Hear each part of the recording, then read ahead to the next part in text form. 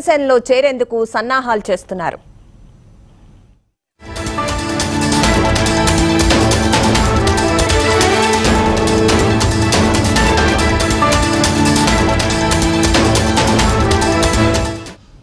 ఇక జగన్ పై మండిపడ్డారు బాలినేని.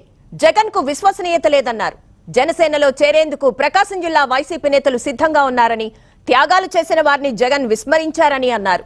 జగన్ ఎప్పుడూ సభల్లో తన గురించి మాట్లాడలేదన్నారు. ప్రతిపక్షంలో ఉన్న సమయంలో పవన్ తన గురించి మాట్లాడారన్నారు. త్వరలో ఒంగోలులో భారీ సభ పెట్టి జనసేనలో చేరతానన్నారు. కలిసిన తర్వాత ఆయన పార్టీలోకి ఆహ్వానించారు. త్వరలోనే మంచి రోజు చూసి పార్టీలో జాయిన్ అవుతుంది జరుగుతుంది. ఒంగోలులోనే ఈ కార్యక్రమం జరుగుతుందని కూడా తెలియజేసుకుంటా ఉన్నాం. మరి అధ్యక్షులు గారు పవన్ కళ్యాణ్ గారు ఒంగోలు రావడం జరుగుతుంది. మరి ప్రకాశం జిల్లాలో సంబంధించినటువంటి చాలామంది నాయకులు కూడా చేరే వాళ్ళు ఉన్నారు. కార్పొరేటర్లు, జడ్పీటీసీలు, ఎంపీపీలు, కార్యకర్తలు మొత్తం చాలామంది అందరూ కూడా పార్టీలో చేరడం జరుగుతుంది. మరి నేను రాజకీయంగా జగన్మోహన్ రెడ్డి గారు పార్టీ పెడుతుంటే అప్పుడు నేను మినిస్టర్గా ఉన్న మైన్స్ మినిస్టర్గా కంబైన్ స్టేట్లో మైన్స్ మినిస్టర్గా ఉండటం జరిగింది.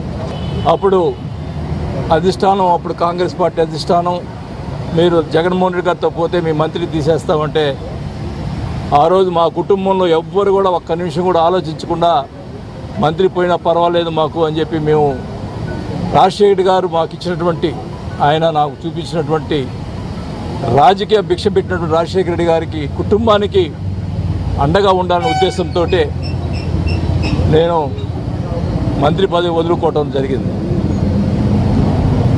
అలాగే నాతో పాటు ఇంకొక మంత్రి బోస్ గారు కానీ, కొండా సురేఖ గారు కానీ కూడా మంత్రి పదవులు వదులుకోవడం జరిగింది ఆ రోజు. అలాగే ఇంకా 15 మంది ఎమ్మెల్యేలు ఆ రోజు వాళ్ళు కూడా రాజీనామా చేసి మళ్ళా బై ఎలక్షన్ పోవటం జరిగింది. నేను అడుగుతా ఉన్న ప్రతిసారి కూడా జగన్మోహన్ రెడ్డి గారు విశ్వసనీయత అని మాట్లాడుతూ ఉంటారు. ఆ రోజు ఎవరైతే 17 మంది ఎమ్మెల్యేలు, మంత్రులు కానీ ఎమ్మెల్యేలు కానీ మేము ఆయన కోసం రాజకీయంగా ఆయన ఎదగాలనే ఉద్దేశంతో ఆయన కోసం మేము రాజీనామా చేసి మళ్ళీ బై ఎలక్షన్ పోయి అదే సీట్లో ప్రతిపక్షంలోనే కూర్చునే పరిస్థితిలో ఉన్నా తెలిసి కూడా మేము రాజీనామా చేసి బై ఎలక్షన్ పోయి మా డబ్బులు ఖర్చు పెట్టుకొని మేము ఎమ్మెల్యేలు అయ్యి మళ్ళా చేస్తే ఆ రోజు జగన్ గారు అన్న మాటలు ఏమిటంటే 17 మందిని కూర్చోబెట్టుకొని మీరు జీవితాంతం మా గుండెల్లో ఉంటారు, ఎప్పుడు కూడా నేను ముఖ్యమంత్రి అయితే ఈ 17 మంది మంత్రులుగా ఉంటారు, మిగతా వాళ్ళు తర్వాత అని చెప్పి మాట్లాడిన వ్యక్తి జగన్మోహన్ రెడ్డి గారు. సరే, ఆయన ఎలక్షన్లు అయిపోయినాయి, మళ్ళా తర్వాత ఎలక్షన్లు వచ్చినాయి, అన్నీ చేసాం.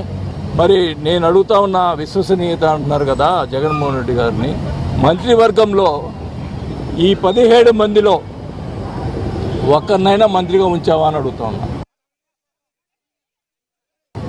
రాజశేఖర రెడ్డి గారికి ప్రేమ వల్ల, ఆయన మీద ఉన్నటువంటి ప్రేమ వల్ల ఇన్ని రోజులు ఎన్ని ఇబ్బందులు వచ్చినా, ఎన్ని ఆటంకాలు కలిగించినా, ఎన్ని రకాలుగా ఇబ్బంది పెట్టినా కూడా వైసీపీ పార్టీ వాళ్ళు నెట్టుకొని రావడం జరిగింది.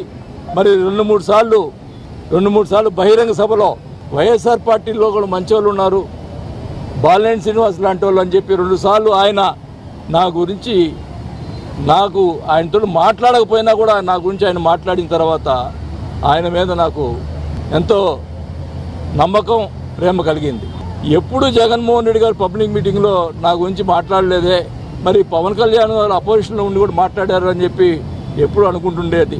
బాటంగా ఒకటే చెప్తా ఉన్నాం, పవన్ కళ్యాణ్ గారు ఒకటే చెప్పాను, పవర్ ముఖ్యం కాదు, పదవులు ముఖ్యం కాదు, మాకు గౌరవం ఇవ్వాలా అంతే అని వేరే ఉద్దేశం మాకేం లేదు అని స్వచ్ఛందంగా ఏమి డిమాండ్స్ లేకుండా నేను పార్టీలో చేస్తానని చెప్పి ఈరోజు పవన్ కళ్యాణ్ గారికి చెప్పానని కూడా తెలియజేసుకుంటా ఉన్నాం.